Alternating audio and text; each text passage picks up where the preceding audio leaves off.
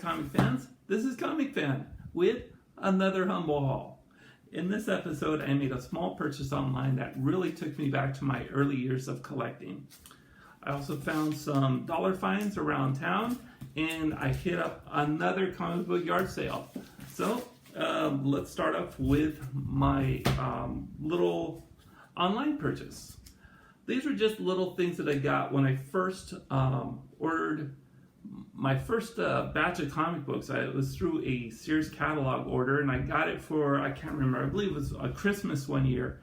And in it was just a random stack of books, a collector's box, and these two things, or at least one of them that came with that collection, I've never been able to find since then.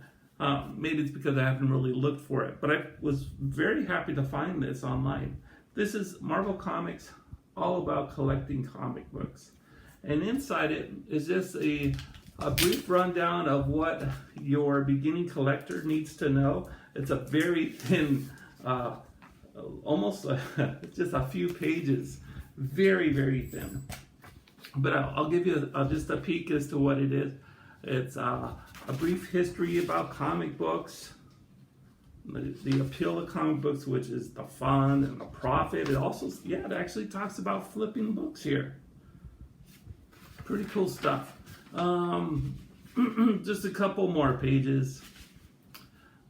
It's what to collect, where to find them, and finally, wow, this is pretty neat. I didn't even, revisiting this, it's actually something I didn't notice. It's market values and where to buy and sell, keeping them straight, and actually a description of the condition of books. That was pretty cool. And finally, a glossary of terms. Very cool stuff. I was very happy to find that. And then, in addition to that, in the same order came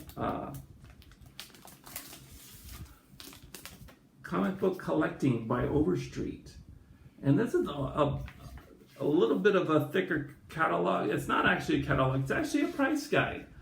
So I found this very interesting. I'm sure I'll go through this and find out what the values were back then.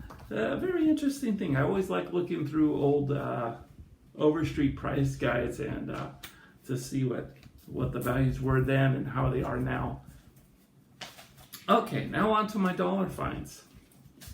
I hit up two shops that had some dollar boxes, and I wasn't really expecting to find anything, but I came back with some okay stuff. Okay, so the first store, went through and found a True Believers. It's funny because a lot of these you don't find a lot of the True Believers anymore. They snatch them up pretty quick around here, and they actually go for some money on the secondary market. That was pretty funny. But with this and the movie coming up, I thought I'd grab that for $1. Also in the boxes, Michael Turner's Fathom #1. Not the real #1. This was from Top Cow. Of course, I wish it was from Aspen, but for $1, what do you want? Also, continuing on from the last video I made, I got some variants of Huck. So here's Huck issue #4. Of course, we know what that homage is to. That's E.T. And issue #5. These are pretty cool variants. I wish I had all three of them, but you know, for $1 a piece for variants, it's not bad. And the fact that the whole Millar world with Netflix and stuff, doesn't hurt to have them. I can't wait to finish this story. Of course, I still need issues #3 and #6. And then the last bundle of books, I got 3 copies of the same book, just because I couldn't pass them out for $1. Here we have Eternal Warrior #4. Jeez, if I had this book a year or two ago, I'd be a little happier. But knowing that I got 1, 2, 3 copies of it, I'm pretty happy. The funny thing is, they actually still sell. So of course I'll keep one and probably do something with the other 2, trade fodder or something. Now my little yard sale I went to. Got up early in the morning, got a little stack of books. Nothing really great, spent $14. But I'm pretty happy with what I got. In that stack was, if you've seen in my other videos, these are really cool to have. I love these. These are superhero catalogs, of course, of games, books, toys, and puzzles. And gives a rundown of the old toys I used to have. And they've got quite a few of these. I'd like to have all of them, but I'm in no hurry for them. If I get them at a good price, I'll pick them up. Also in this stack, we've got Black Panther #1 from the Marvel Knights series. Definitely a #1. Black Panther isn't that bad to have. We also got Absolute Carnage Scream #2, second print. And a really old beat up Silver Age that I could not pass up. It's really worn, but for $3, that's about the extent of the damage. It's all complete. I always am at a struggle whether or not to leave these behind or not. You would be the judge, you know, leave a comment in the below, and I won't be hurt if you go and tell me that I should have left it there. I'm happy just the same. And then lastly, this was something, the whole reason why I actually went, I've heard that these are actually going up in value. I don't know if there's a variant or anything. From what I know, there isn't. But yeah, Wolverine, I believe this is issue number 88, if I recall correctly. From I hear, this is the first meeting between Deadpool and Wolverine.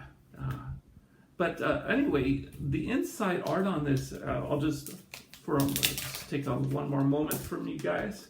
The inside art, I was actually pretty impressed. And I don't know if it's actually Adam Kubert that does the stuff that I'm impressed with or not, because he does the cover. But what's done inside just is, I'm pretty surprised by it. I really like it. Take a look at that. That is quite a splash page, and only on the second page too. Normally you find something like this on the middle of the book, but no, this is actually really nice. This might be a keeper, but I can understand why this is such a sought after book. Look, even the second pages are another splash page. This is amazing. But I'm pretty happy with this haul. So that's pretty much it. So, like I said, or what I normally say in my other videos, this is Comicfan.